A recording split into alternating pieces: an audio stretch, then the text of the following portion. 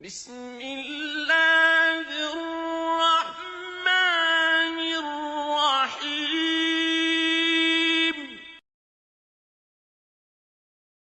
Somebody came up to me and they told me, how come you don't apologize for September 11th and for ISIS and for all this terrorism? I want you to apologize. So I told him that I will apologize. I got no problem with that.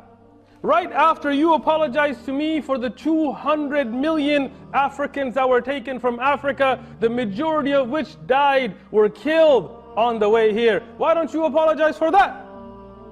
I never got an apology.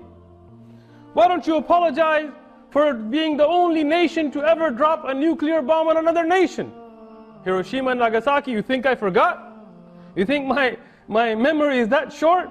Think I'm a goldfish? I didn't forget. Why don't you apologize for those Japanese that were killed in those nuclear attacks? Why doesn't Mr. Trump, as his real name is, why doesn't he apologize for his ancestors from Germany? As far as I know, and some of you may know history better than me, there have been 2 world wars, right? Which one did the Muslims begin? Wait, none of them. Who started each world war? Wasn't us.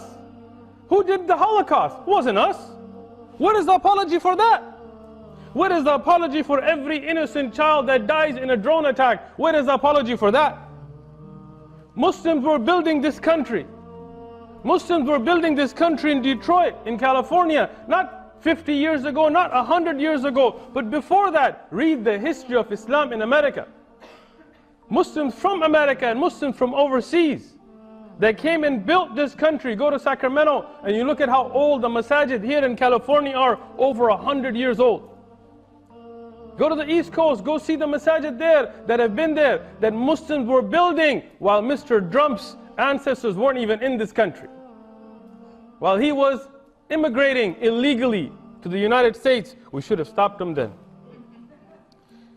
When we want to talk about apologies, I'll expect an apology from Mr. Trump for his grandfather, a member of the KKK, as has been well documented. Google it.